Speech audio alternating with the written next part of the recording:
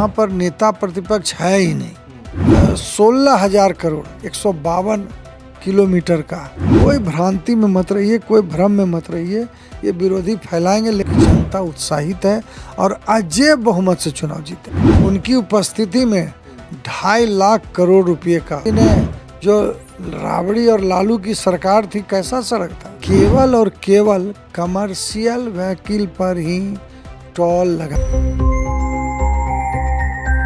देखिए, टोल को लेकर के जो है लगातार तमाम तरह की बातें जो है वो सामने आ रही थी। हालांकि कल मुख्यमंत्री सम्राट चौधरी के द्वारा जो है ये कहा गया, जो कुछ लोग जो हैं इस पर तमाम तरह के भ्रांतियां फैला रहे हैं, लेकिन कॉमर्शियल गाड़ी को ही टैक्स चुकाना होगा। हमारे साथ बातचीत करने के लिए इंजीनियर शैलेंद्र जी हैं, पथ निर्माण मंत्री हैं।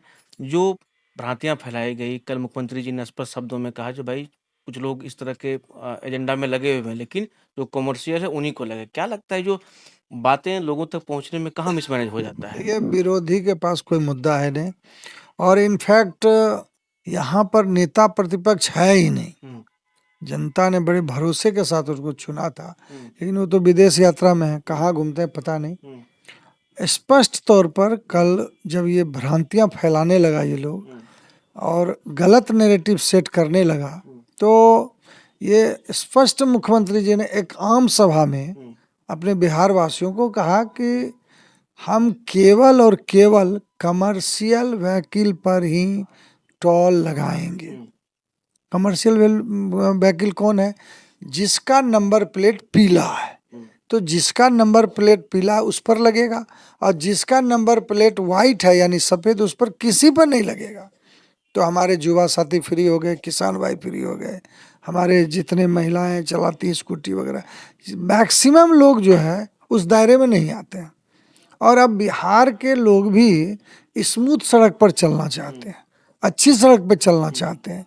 तो अच्छी सड़क के लिए टैक्स जो हमारे बहुत ज़्यादा, जिस पर व्यावसायिक गाड़ियां चलती हैं, चूँकि आदत लग गई है। हमारे मुख्यमंत्री नीतीश जी ने, जो राबड़ी और लालू की सरकार थी, कैसा सड़क था, जहाँ 1 घंटा में जाना चाहिए 4 घंटे में जाते थे लोग। तेल ज़्यादा जलता था, गाड़ियाँ जल्दी खराब हो जाती थी। लेकिन जब नीतीश जी आए, मुख्यमंत्री बने, तो पूरे बिहार में सड़क का जाल बिछा दिए। अब हम लोग भी आगे, हमारे सम्राट चौधरी जी सीएम साहब, बिल्कुल स्पष्ट उनका आग्रह है, लोगों को आग्रह पूर्वक कहें कि भाई कोई भ्रांति में मत रहिए, कोई भ्रम में मत रहिए, ये विरोधी फैलाएंगे, लेकिन वो स्पष्ट कर दिए कि हम केवल व्यावसायिक व्हीकल पर ही टोल लेंगे। एक सवाल ऐसे, आपने जब सड़क की बात कर रहे हैं, तो आप मंत्री बनने के बाद पहला आपका जो सफल यात्रा हुआ, तमाम तरह की तस्वीरें भी सामने आई। क्या लग रहा है बिहार वासियों को? सड़क का तो जाल बिहार में बिछा हुआ ही है, अब है जो नज़दीकी जो है दूरी जो है नज़दीक में कैसे मतलब कन्वर्ट किया जाए उसको, उस पर लगे हुए। क्या कुछ लग रहा है जो बिहार वासियों को आपके रहते हुए सुविधाएं मिलने वाली है, या कोई ऐसा ड्रीम प्रोजेक्ट जो बिहार वासियों को आप देने जा रहे हैं? देखिए, मुख्यमंत्री सम्राट चौधरी बहुत ही एक्टिव है, और अभी कुछ दिन पहले ही केंद्रीय मंत्री नितिन गडकरी जी से हम लोग साथ में मिले, और उनके नेतृत्व में, उनकी उपस्थिति में 2.5 लाख करोड़ रुपए का स्वीकृति हुआ है, सहमति बन गई है। और एक एक योजना, अभी रिंग रोड जो बन रहा है पटना के चारों बगल, वो करीब 16,000 करोड़ 152 किलोमीटर का ये सहमति बनी है। और भी कई 13-14 योजनाएं हैं, उस पर भी सहमति बनी।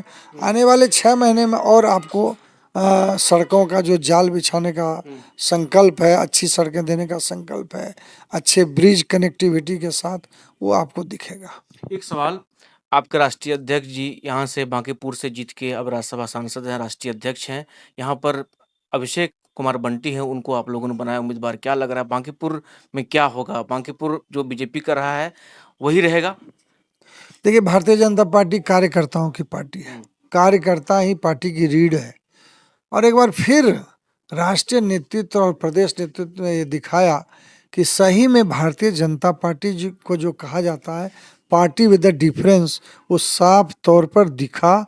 और एक कार्यकर्ता जो बूथ अध्यक्ष से लेकर मंडल अध्यक्ष और अभी युवा मोर्चा में उपाध्यक्ष हैं, बंटी जी को ये पार्टी ने निर्णय लिया है कि वो चुनाव लड़ेंगे कमल छाप से, और पूरा बांकीपुर की जनता उत्साहित है और अजय बहुमत से चुनाव जीतेंगे। अजय मोहम्मद। बिल्कुल। चलिए, तो हमारे साथ इंजीनियर सलेम जी थे, बात कर रहे थे, तमाम मुद्दों पर खुल के इन्होंने बातचीत किया। कुछ कहा वो भी आपने सुना। सुनूंगा साथ न्यूज़ बिहार पटना।